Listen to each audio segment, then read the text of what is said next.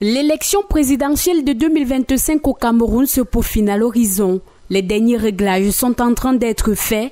À ce niveau, chaque parti politique affûte ses armes plus que 5 mois pour l'échéance prochaine. Le climat politique actuel requiert une vigilance accrue. En effet, divers acteurs de la société civile, y compris l'Église et les organisations internationales, ont émis des mises en garde sur les risques de tension sur les élections. Si les élections ne sont pas perçues comme justes et inclusives, il serait dangereux d'ignorer ces avertissements et de reproduire des scénarios qui, ailleurs, ont mené à des crises profondes. Le Cameroun ne doit pas suivre la voie de certains pays, sombrer dans le chaos, faute de consensus électoral. À cet effet, un chronogramme bien précis doit être respecté par tous les acteurs. Pour que nul n'en ignore, des dates choisies avec minutie permettront au processus de se faire dans la normale. Le président Paul Biya a récemment insisté sur la nécessité de préserver l'équilibre national, ce qui conforte que le consensus autour du processus électoral doit être une priorité.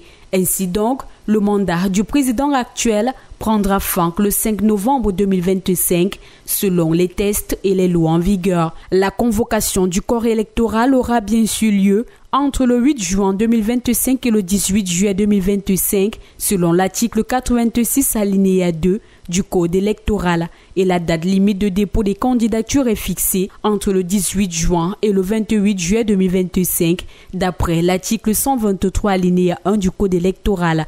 L'article 126 de ce même code stipule que la publication des candidatures doit être faite dans l'intervalle de temps compris entre le 18 juillet et le 17 août 2025, pour qu'enfin le contentieux préélectoral prenne corps entre le 20 juillet et le 19 août, tel que l'indiquent les articles 129, 130 et 131 du Code électoral.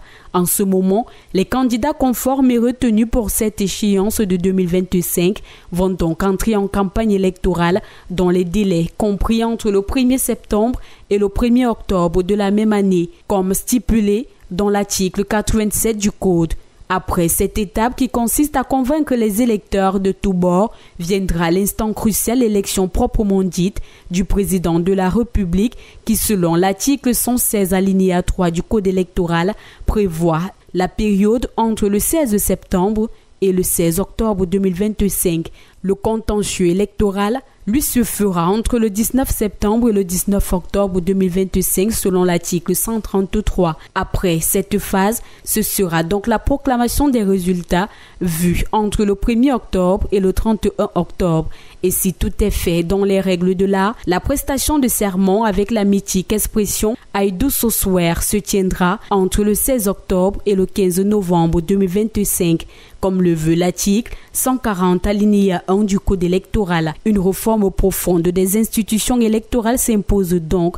Envisager la mise en place d'une commission électorale véritablement indépendante, dotée des moyens suffisants et placée sous la supervision d'organismes internationaux viendrait garantir la neutralité et la transparence du processus.